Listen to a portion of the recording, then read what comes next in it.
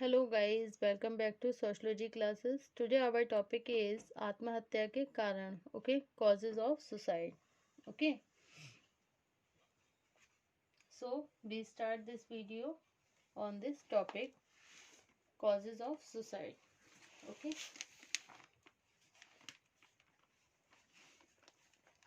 okay. आत्महत्या की विवेचना से दुर्खिम ने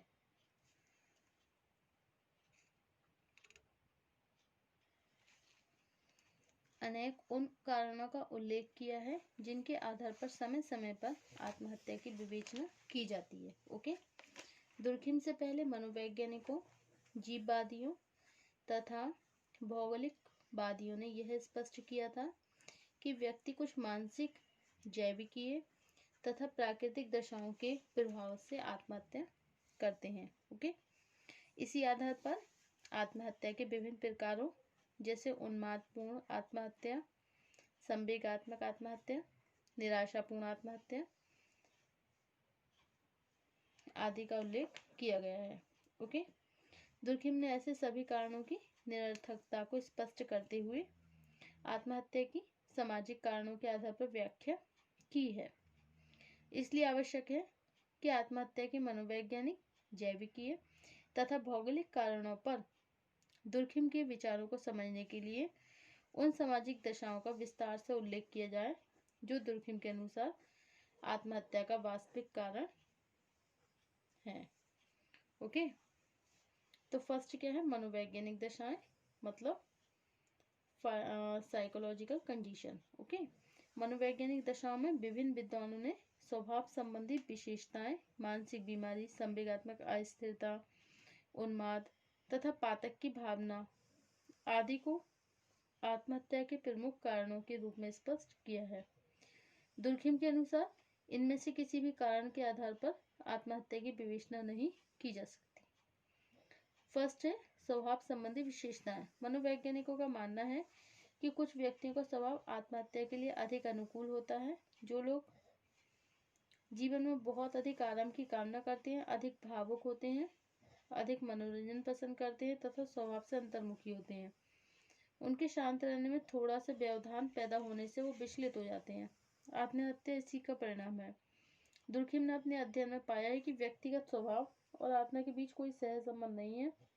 आत्महत्या करने वाले व्यक्ति में अंतर्मुखी और बहुमुखी दो तरह के स्वभाव पाए जाते हैं। ठीक है, दूसरी ओर संवेग और भावना स्त्रियों के जीवन में अधिक होती है, जबकि आत्महत्या करने वाले लोगों में स्त्रियों की अपेक्षा पुरुषों का प्रतिशत ज्यादा होता है। ओके, अब है आपका मनोविकार। मनोविकार और संवेगात्मक अस्थिरता, उन्माद और पातक की भावना। ओके, तो मनोविकार ये भी बीमारी, एक तरीके की मानसिक बीमारी जो विभिन्न रूपों से आत्महत्या करने के लिए उत्तरदायी होती है। उदाहरण के लिए व्यर्थ की चिंता से घिरे रहना, प्रत्येक दशा में निराशा अनुभव करना, स्नायु दोष का होना, स्वयं कोई निर्णय न ले पाना, बहुत जल्दी दुखी या प्रसन्न हो जाना आदि विभिन्न प्रकार के मनोविकार हैं। यह मनोविकार जब व्यक्ति के जीवन को कुछ असंतुलित बना देते हैं तो वह अपने जीवन को बेकार समझकर आत्महत्या की ओर मुड़ जाते हैं। दुर्खिम ने सिद्ध किया कि मनोविकार स्वयं आत्महत्या का कारण नहीं है, बल्कि मनोविकार भी कुछ विशेष सामाजिक दशाओं का परिणाम होते हैं। इसका अर्थ है कि मनोविकार आत्महत्या के लिए प्रेरणा तो दे सकते हैं, लेकिन आत्महत्या के कारण सामाजिक दशाओं में ही खोजी जा सकते हैं। ओके, नेक्स्ट टॉपिक है संवेगात्मक अस्थिरता। मनोवैज्ञानिक ये मानते हैं कि आत्महत्या करने वाले लोगों में से अधिकांश लोग वे होते हैं जो स्थिर विचारों के नहीं होते हैं, तर्क के आधार पर कोई निर्णय नहीं ले पाते हैं तथा जिनकी सोच नकारात्मक होती है। ऐसे व्यक्ति सभी दूसरे लोगों को अपना विरोधी और आलोचक समझने लगते हैं। यही दशा उन्हें आत्महत्या करने की प्रेरणा देती है। दुर्खिम का कथन है कि अकॉर्डिंग टू द दुर्खिम की मनोवैज्ञानिक के अनुसार, अकॉर्डिंग टू साइकोलॉजी, युवावस्था में संवेगात्मक अस्थिरता सबसे कम होती है। लेकिन बच्चों और वृद्धों की तुलना में युवा वर्ग के लोग अधिक आत्महत्या करते हैं। इसका तात्पर्य है कि संवेगात्मक अस्थिरता आत्महत्या का प्रमुख कारण नहीं है। ओके, अब है उन्माद। उन्माद क्या है? ये भी मानसिक विकार है जिसमें व्यक्ति अपनी किसी भी इच्छा के तनिक भी अपूर्ण रह जाने के कारण भी दशा में एकाएक असामान्य व्यवहार करने लगता है। उसकी मानसिक स्थिति इतनी बिगड़ जाती है कि व्यक्ति असामान्य क्रियाएं करने लगता है।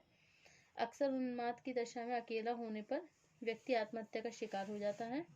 और दुर्खिम के अनुसार उन्माद पूरी तरह एक व्यक्तिक और काल्पनिक विशेषता है। ओके, अब है पातक की भावना। ये भी एक ऐसी भावना है जो किसी कुकृत्य को करने के बाद भी व्यक्ति में स्वयं अपने प्रति घृणा की भावना उत्पन्न कर देती है। पातक गिल्ट की दशा में व्यक्ति हर समय अपने प्रति सशंकित रहने लगता है। वह अनिद्रा से घिर जाता है। उसमें इतनी अधिक हीनता पैदा हो जाती है कि धीरे धीरे अकारण वह पूरे समूह को अपने विरुद्ध समझने लगता है। यही कारण उसे आत्महत्या की ओर ले जाता है। दुर्खिम पातक को एक मनोवैज्ञानिक दशा न मानकर एक सामाजिक दशा के रूप में देखता है, क्योंकि पातक का कारण आंतरिक नहीं बल्कि समाज की बाह्य दशाएं होती हैं। ओके, कुछ मनोवैज्ञानिक मकपान को एक मनोवैज्ञानिक कारण मानते हुए इसके आधार पर आत्महत्या की विवेचना करते हैं। लेकिन दुर्खिम ने सिद्ध किया है कि स्पेन, फ्रांस जैसे देशों में जहां शराब का सबसे ज्यादा सेवन किया जाता है, वहाँ यूरोप के अनेक दूसरे देशों की तुलना में आत्महत्या की दर कम है। ओके, नेक्स्ट है आपका जैपकीय दशाएं। जैपकीय दशाएं बायोलॉजिकल कंडीशन, जिसमें क्या है? दोषपूर्ण आनुवंशिक विशेषताएं, प्रजातीय लक्षण और असामान्य शारीरिक रचना। जैपकीय दशा में दोषपूर्ण आनुवंशिक विशेषताएं। जीववादियों का विश्वास है माता पिता के अच्छे और बुरे सभी गुणों का बाह्य कारणों जीन्स के द्वारा उनकी संतानों में संचरण होने की सदैव संभावना रहती है। माता पिता में यदि स्नायु संबंधी दोष या विभिन्न प्रकार के मनोविकार होते हैं तो अक्सर यह दोष उनकी संतानों में भी आ जाते हैं। इससे बच्चों में भी आत्महत्या की प्रवृत्ति पैदा हो जाती है। ओके, नेक्स्ट है असामान्य शारीरिक रचना। जीववादी ये मानते हैं कि जिन व्यक्तियों की शारीरिक रचना असामान्य होती है उनमें आत्महत्या करने की प्रवृत्ति अधिक देखने के लिए मिलती है। इसका अर्थ है जो व्यक्ति बहुत अधिक भद्दे, मोटे, नाटे, अपंग, विकलांग होते हैं, अक्सर अपने जीवन के प्रति उनमें अधिक रुचि नहीं होती है, क्योंकि उनके अंदर कॉन्फिडेंस बिल्कुल नहीं होता है। क्यों? क्योंकि वो हमेशा अपने बारे में फिर सोचते रहते हैं कि हम ऐसे हैं, कि हम लंगड़े हैं, हम कि हमें दिखाई नहीं देता। मतलब इस तरीके की एक हीन भावना व्यक्ति के अंदर पनप जाती है। ओके, शारीरिक विकृतियां भी उनके विचारों को असंतुलित बना देती हैं, जिसका परिणाम बहुधा आत्महत्या के रूप में देखने को मिलता है। नेक्स्ट है प्रजातीय लक्षण। अनेक विद्वानों ने प्रजातीय लक्षणों के आधार पर भी आत्महत्या की व्याख्या करने का प्रयत्न किया है। सामान्य निष्कर्ष दिया है गोरी प्रजाति की तुलना में काली प्रजाति के लोगों में आत्महत्या की दर अधिक होती है। इससे प्रजातीय लक्षण और आत्महत्या का सहसंबंध स्पष्ट होता है। अब नेक्स्ट है आपका भौगोलिक सिद्धांत। ओके, भौगोलिक दशाएं मतलब जियोग्राफिकल कंडीशन। इसमें क्या है? जियोग्राफिकल कंडीशन में देखिए जलवायु तथा आत्महत्या, ऋतु परिवर्तन और नेक्स्ट क्या है? तापमान। तो जलवायु आत्महत्या, कुछ लोग मानते हैं कि जलवायु और आत्महत्या के बीच एक प्रत्यक्ष संबंध है। यही कारण है जलवायु में परिवर्तन होने के साथ आत्महत्या की दर में भी परिवर्तन देखने को मिलता है। उनके अनुसार जो समशीतोष्ण जलवायु है, टेम्परेट क्लाइमेट में आत्महत्याएं ज्यादा होती हैं। इसके विपरीत अधिक गर्म या अधिक ठंडी जलवायु में आत्महत्या की घटनाएं तुलनात्मक रूप से कम होती हैं। इस संबंध में दुर्खिम ने लिखा है कि आत्महत्या की दर में पाई जाने वाली भिन्नता की खोज जलवायु के रहस्यात्मक प्रभाव से नहीं बल्कि विभिन्न देशों में पाई जाने वाली सभ्यता की प्रकृति में करना आवश्यक है। इसका तात्पर्य है कि भौगोलिकवादियों ने जिन समशीतोष्ण जलवायु को अधिक आत्महत्याओं का कारण मान लिया है, उसका कारण वास्तव में इस जलवायु में विकसित होने वाले कुछ विशेष प्रकार की सामाजिक सांस्कृतिक दशाएं हैं। अब है ऋतु परिवर्तन। मॉन्टेस्क्यू ने ऋतु परिवर्तन आत्महत्या के सहसंबंध को स्पष्ट करते हुए लिखा है यूरोप में गर्मी में आत्महत्या की दर सबसे अधिक होती है। इसमें भी मई जून का समय सबसे अधिक घातक होता है। वसंत ऋतु में आत्महत्या की दर साधारण होती है और सर्दियों में कमी हो जाती है। इस प्रकार आत्महत्या की दर में होने वाला ऋतु परिवर्तन के साथ बहुत कुछ नियमित रूप से देखने के लिए मिलता है।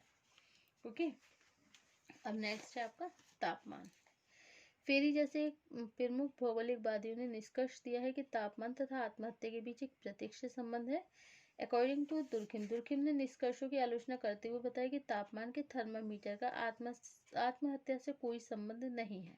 ओके, ये सच है कि जब तापमान ज्यादा होता है तो आत्महत्या ज्यादा होती है। इसका कारण यह है कि गर्मियों के मौसम में व्यक्ति स्वयं को अधिक अकेलापन महसूस करता है, जिसके फलस्वरूप आत्महत्या की दर में वृद्धि हो जाती है। इस प्रकार दुर्खिम ने मनोवैज्ञानिक, जैविकी तथा भौगोलिक दशाओं के आधार पर आत्महत्या की विवेचना को भ्रामक बताते हुए सामाजिक दशा को ही आत्महत्या की घटनाओं के लिए उत्तरदायी माना है।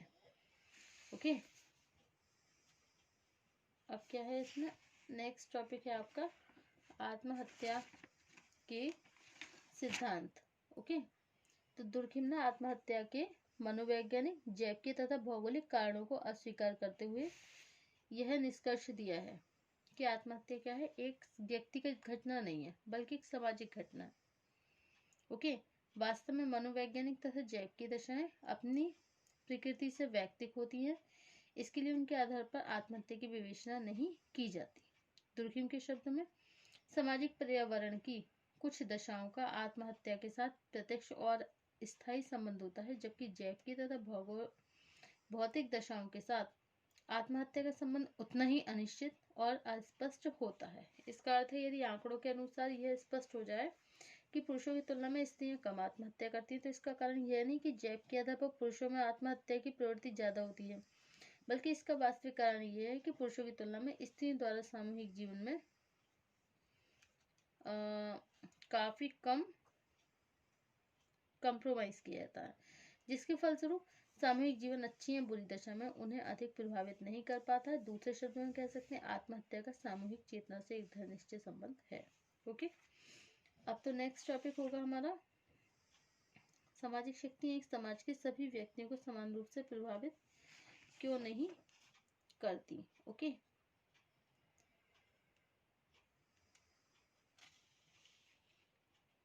नेक्स्ट टॉपिक होगा हमारा दुर्खिम के अनुसार आत्महत्या के सिद्धांत। ओके,